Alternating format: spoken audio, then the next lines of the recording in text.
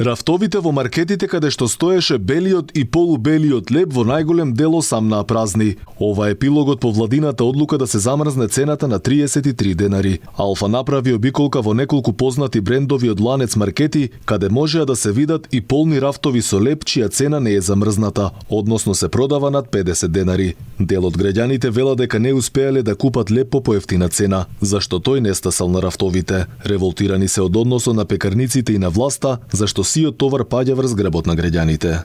Леб нема, али затоа се продават бели пециви. Народот треба да штрајкува да не им ги купува белите пецива. Лоше. Поготово ние пензионери што сме со помали пензи. Тоа е најголемата сиромаштија што до сега сме ја имале. Жалосно е.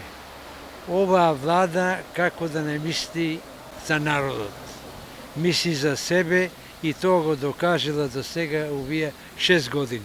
Од 2 најдо по 33 денари. Само да ти кажам една работа, дете.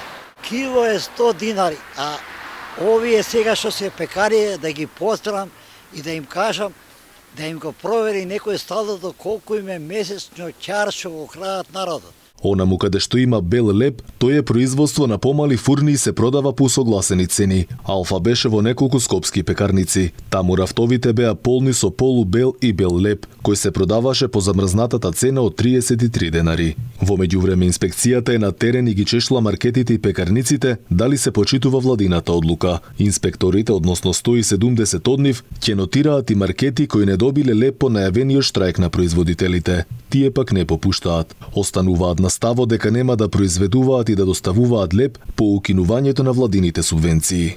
Од владата пак не дозволуваат мерките да се носат за некој да се богати, а друг да се осиромашува. Туку вела дека тие се носат за да им се помогне на граѓаните. Не може едни мерки да се носат за да некој се богати, а за некој да осиромашува. Државниот базарен инспекторат ги направил исто така сите пресметки и контроли и граѓаните мора да се заштитат. Владината одлука која излезе во службен весник за замрзнување на цената на белиот и на полубелиот леб ќе важи до 31 мај оваа година.